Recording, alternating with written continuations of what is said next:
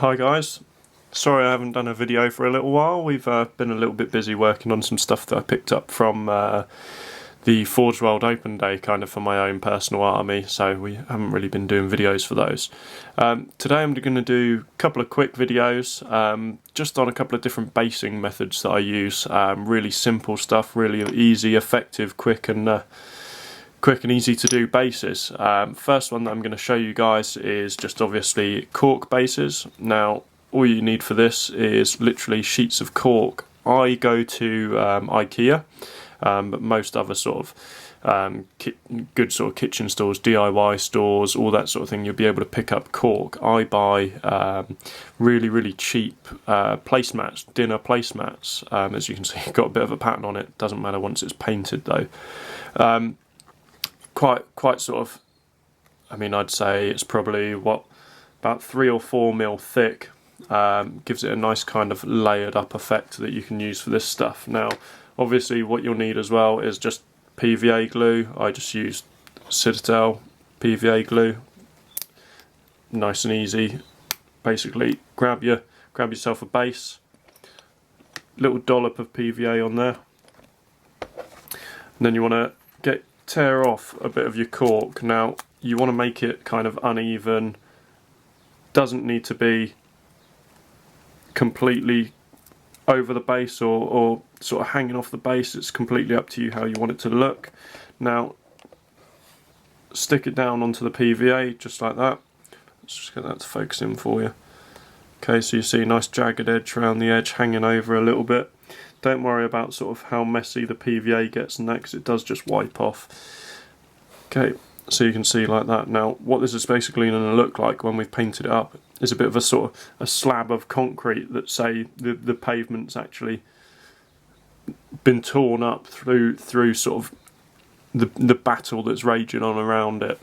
Now what you can do, you'll see, if you hang it over the base a little bit like that, you can actually, say, tear off a tiny little bit of cork, stick a little bit more PVA on, and just put that on the edge where it's hanging over, and it looked like kind of a crack in the concrete. Okay, just like that. So you see it kind of looks like that slab's cracked, and then obviously the gap here, let's tear a little bit of that off. The gap here on this side, we're going to use a bit of sort of grit and dirt to fill that in. So stick a little bit of PVA on there. Just going to grab an old brush. Any old brush will do, just to spread it around, spread the PVA around. Where have we got one? I'll be right back. I'll just grab a brush, bear with me, sorry about that. Just had to find myself an old brush. Obviously you don't want to use your good brushes for PVA, because it does tend to not wash out very well and get all sort of stuck in your bristles. Don't want to ruin your nice brushes. So a bit of PVA around there, a little bit on that side. Doesn't matter again if you put too much PVA on, because you don't want it to look perfect. You want it to sort of, you want bits of grit and dirt and things to stick all over it. So that's the PVA on. So you'll see in the gaps there's PVA covering.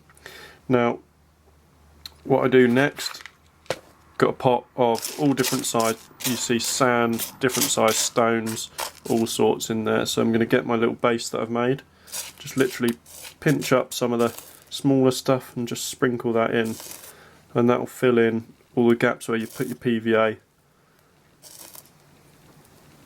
In the cracks as well, make it look a bit gritty inside so you can't see the sort of the smoothness of the base underneath. Get a bit more sort of sand. Then just dust it off.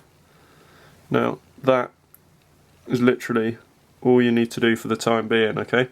So you'll see in the gaps, let's get that to focus for you.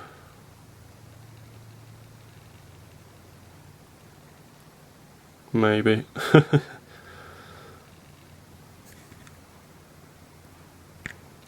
There we go. There we go. So you see we've got sand around the concrete with little stones and things in as well, just so that shows different levels of of kind of graininess, grittiness. Alright, going to let that dry. I'll come back and then we'll start painting it up, show you what we do to paint it. Alright, see you in a little while, guys. Right guys, back. You will see that this has dried completely now. So if I bring this into so you can see a bit better, sorry about the noise, we've just had a massive lorry go past. You can see on this one, all the PVA is dried. All the grit's sunk into the gaps quite nicely where the PVA is retracted as it's dried. Nice little finish. Right, so next step to this, I use, because I like to have it a bit grey so it looks like stone, tarmac, that sort of thing, Eshin Grey. Alright, use this as the first layer, just shake that up. Now, I use this straight out of the pot for these, don't need to water it down, just purely because you want it to go on quite thick anyway, just so it covers and sinks into the recesses of the sand.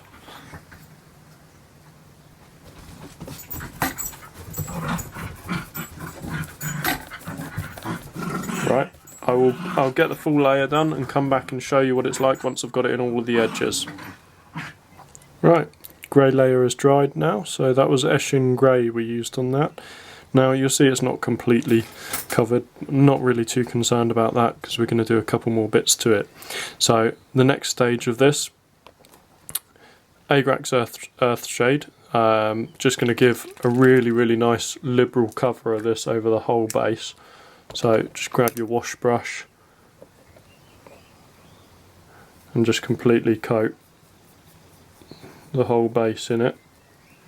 Now obviously this is only to get like an urban kind of concrete sort of look. You can use obviously different colours, say brown or bone colours are quite nice to make it look like stone.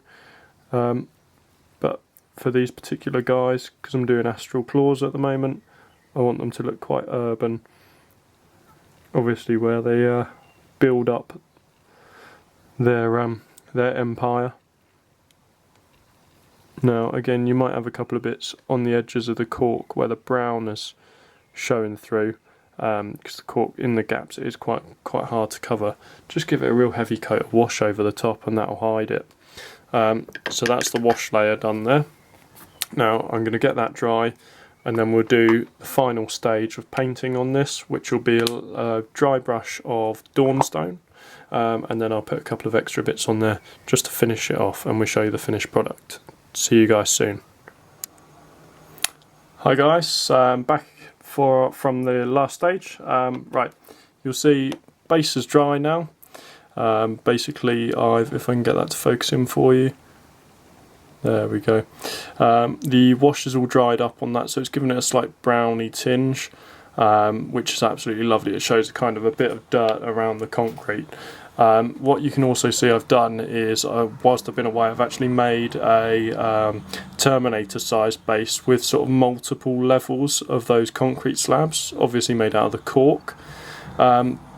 Just sort of cracks in between them and things like that, so you can have sort of a couple of feet sort of across two of the slabs. Just gives it a bit more dimension. What you can do as well, I haven't done on this one obviously, but a lot of people like lava bases, so you can use the cracks and actually paint the lava sort of inside the cracks and things, make it look like the earth is sort of breaking up and the sort of the core of the planet is starting to sort of melt through.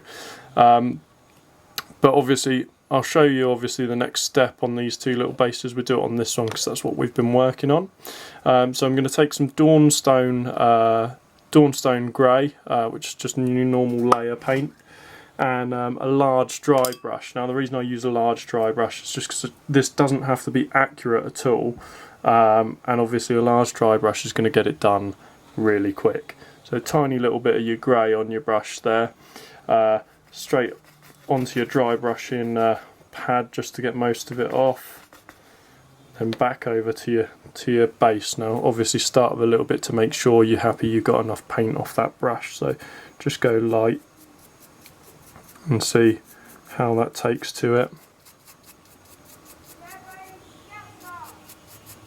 But you'll see it's starting to cover up some of that brown wash, so that the brown is kind of thing in the background rather than a defining factor, because obviously you want this the main part of this to be grey, where it's meant to be sort of concrete and urban sort of area, you know.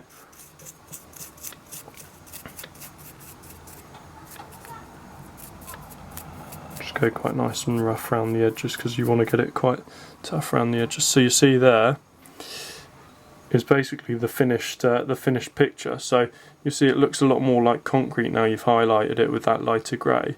You can obviously go over with another layer of grey, even lighter around the edges, just to bring those edges out. What I'd use for that is something like Utherian grey or something like that, which is a real almost white grey. So I'll put that to one side. Just going to do this one. So same process again, get a bit of grey, reduce it down on your brush, and then nice light dry brushing over the top of that. And obviously on this you want to get in all the gaps.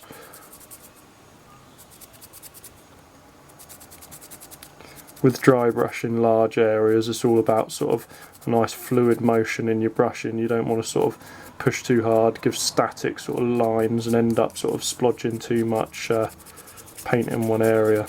You want it to be random.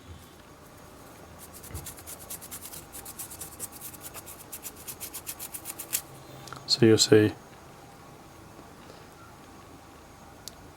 brings out a lot more of the detail in that.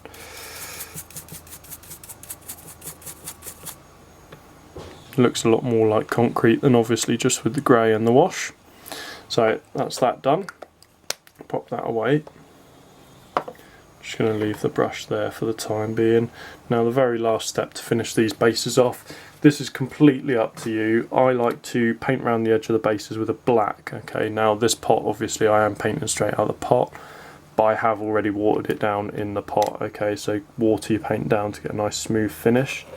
Now I like to just go over this with a, like I say, with a black on the edges, just to finish it off. Makes them look like they are sort of finished. Now people choose different colours. People choose things like browns if they're doing an earthy coloured base. You look back in some old white dwarfs and things like that, and people used to love the old sort of snot green colour for the bases, for sort of things like goblins, orcs and stuff like that on sort of grassy bases and things. But I think sort of black just finishes off, makes it look like it's on a plinth. So you'll see, we can get that without touching what I've just done there. You'll see on that we've got a nice black edge around the edge of that base. Just makes it stand out a bit more against the bottom. And do the same on this big one. Now this big one, I have got some bits of sort of overhanging stone and things like that. But if you run your brush sort of sideways along the edge of the base, you won't go over the edge of the base at all. You won't get it on any of your detail. And sort of my overhanging bits of stone there, I'm just going to leave showing. Don't want to go over those in the black, because obviously it'll just look silly.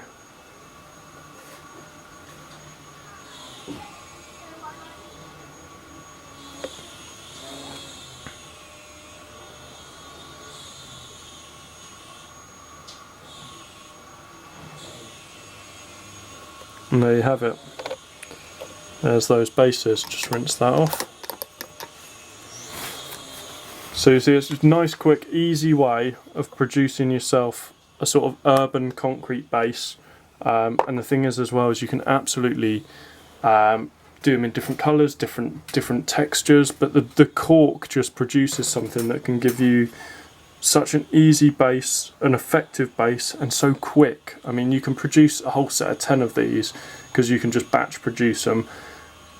Probably take you no more than 10 minutes, obviously allowing for drying time on the paint, but sort of 10 minutes, you know. I've just invested in an airbrush myself as well, which since I've had it, I would never go back. I mean, things like base coating and even just base coating bases save so much time. Right guys, I hope you've enjoyed this one. Please leave any comments or questions. Please subscribe to the page, and hopefully we'll see you again in the next one. Thanks guys, bye now.